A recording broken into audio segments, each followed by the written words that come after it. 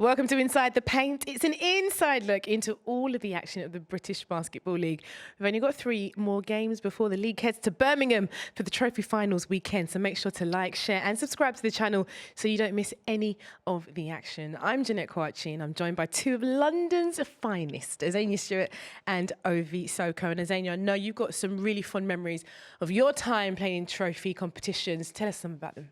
Well, Birmingham does a wonderful job, first of all. They pull out all the stocks, the fireworks, the fire flames come.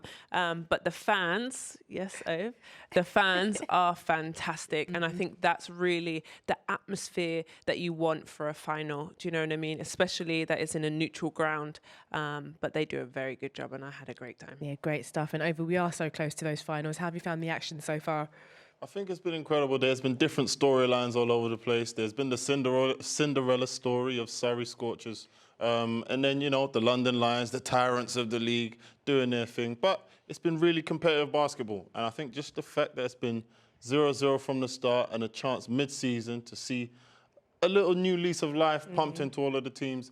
Incredible tournament so far. It has been an incredible tournament so far. I know some of you are missing the league, but the trophy is where it's at. And this Friday, we were treated to one of the league's oldest rivalries as Newcastle Eagles and the Leicester Riders faced off to secure a spot in the semi-finals. Let's take a look at what happened. Big game, big energy, and it was the Riders that brought that energy. Samuel Idowu impressing early on and giving the Riders that advantage, contributing to a 13-point lead in the first. Impressive 71% field goal percentage, and that game bounced around the 5-point mark, and there were moments of Eagles magic from Jordan Johnson, Taj Green, and Darius Defoe, and it made for a promising second half. But more of the same from the Riders in that second half. And one thing was for certain, the stakes were very high. So with that 3-point percentage in the third, back-to-back buckets that stretched the lead to 17 points, Kimball McKenzie featured and made his presence known. Newcastle depleted, noticeably allowing the Riders to ride out into that fourth quarter and into the trophy finals. I mean, what a game. We did actually think it might be a little bit closer, but in the end, Leicester were just too much for Newcastle. We were hoping for it to be a little bit closer, but, you know, Leicester came in and they did a job. You know, it was very, very clear from the jump.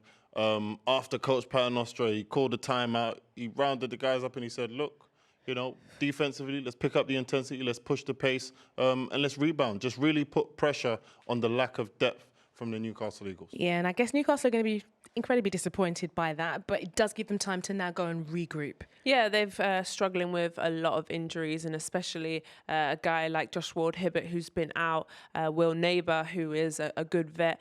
Like we said, they're licking their wounds as Ovie. That's a great thing, that example and explanation for this team. They're down, out, but they've played really well, and I feel like I want to give a shout out to Austin Jr.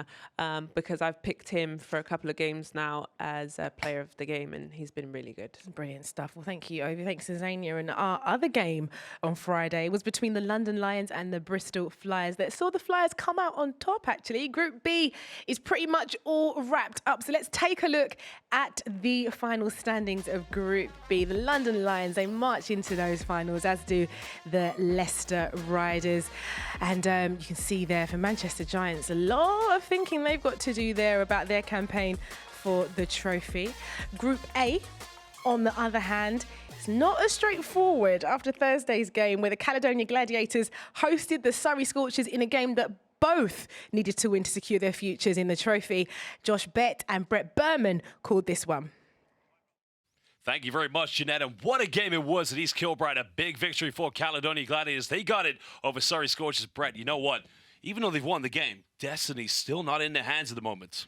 Yeah, and they did what they needed to do tonight. They came in. It was a must-win game for them. They were able to execute the game plan. They threw it into the post nonstop. They had the size. They had the number advantage on Surrey. They were able to establish their dominance in the paint, second-chance opportunities. They won the rebounding battle. And it was just a great job of just doing things the right way, taking advantage of what they had. Surrey, you know, they held in there. They showed the valiant effort. They did what they could do, but they were just undersized, undermatched. But credit to Caledonia, came in, made the game easy for them on both ends of the floor. You know, Surrey came into this game for 3 quarters. They kept it relatively competitive. But, you know, without those 2 centers, it was a very, very tough game. And they just couldn't hang in there long enough. Yeah, and give credit to Andrew Lawrence and Justin Robinson. Those guys, vets of the team. They were able to control the pace on offense when they needed to, get good shots, get open shots for their teammates as well, and they kept them in it for as long as they could. But Caledonia's size, just their ability to win the offensive glass, the defensive glass as well, was just too much for Surrey when it was all said and done. Well, a big victory for Caledonia. Back to you, Jeanette. Thank you, guys. Well, to help us make sense of Group A, we have one of the league's finest brains to pick through the permutations, because trust me, there are a lot. Dan Routledge, take us through.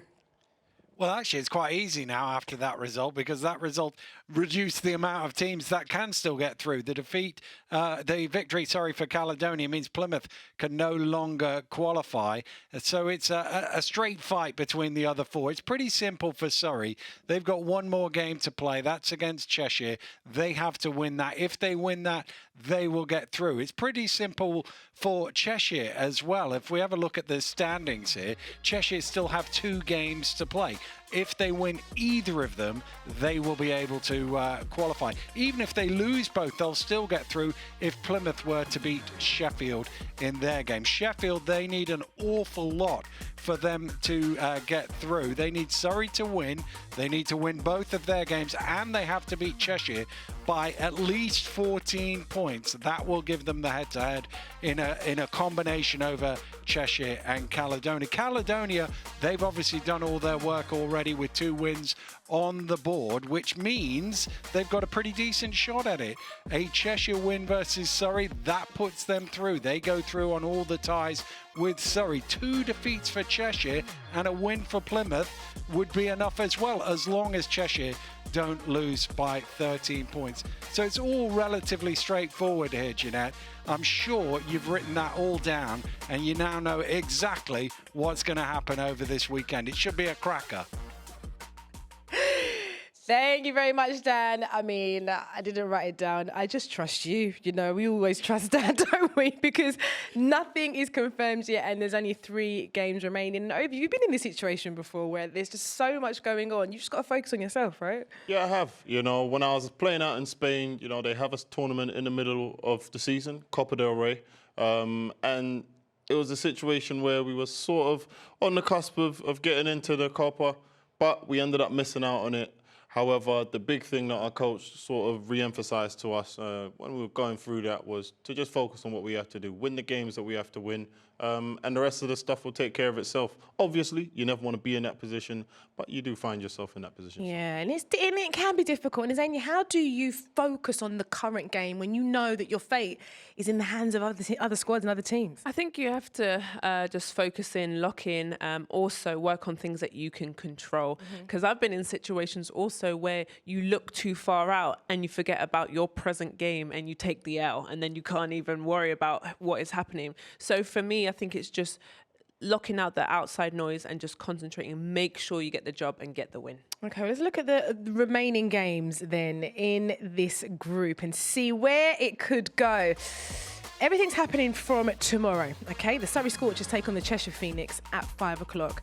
And then at 8 o'clock, it's the Sheffield Sharks against the Plymouth City Patriots. And then on Sunday, the Phoenix, again, in action against the Sheffield Sharks at 6 o'clock. Back-to-back games for the Sharks. You do wonder how this is all going to impact them. And actually, with Cheshire, they've got 2 more games. Are they a shoo-in to just take this? Should they be able to just go and win these games?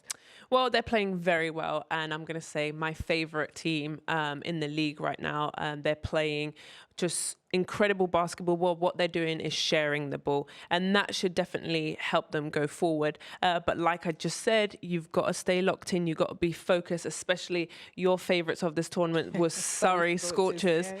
And the Scorchers have pushed every team in this league to the very brinks of it. So I think they have to be focused and play one game at a time. Yeah, who else do you think could feature here, Ovie?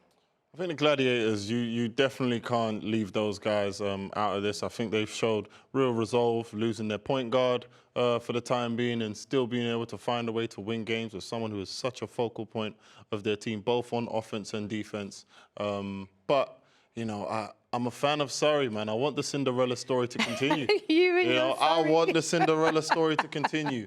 You know, they got a big game coming up.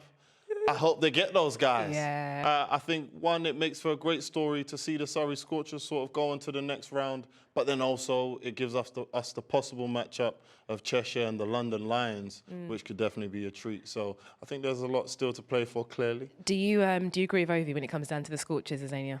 You know what? I like them too. You know, my fan favourites, obviously Justin Robinson. They've been playing really well, and this is what's so great about this new format in the trophy is that anyone can shine. We've seen Plymouth, who's at the bottom of the regular season, come out and beat Caledonia. So And then sink to the bottom of the sea, and then Real sink quick. to the bottom of the sea. Hey, Plymouth. they gave us some exciting moments, and I feel like this is where Surrey they've got to be focused. Coach Gardner will have them ready, but Okay. they've got a challenge. Okay, we shall see, because tickets to the semi-finals and finals are still available, so go and grab yours.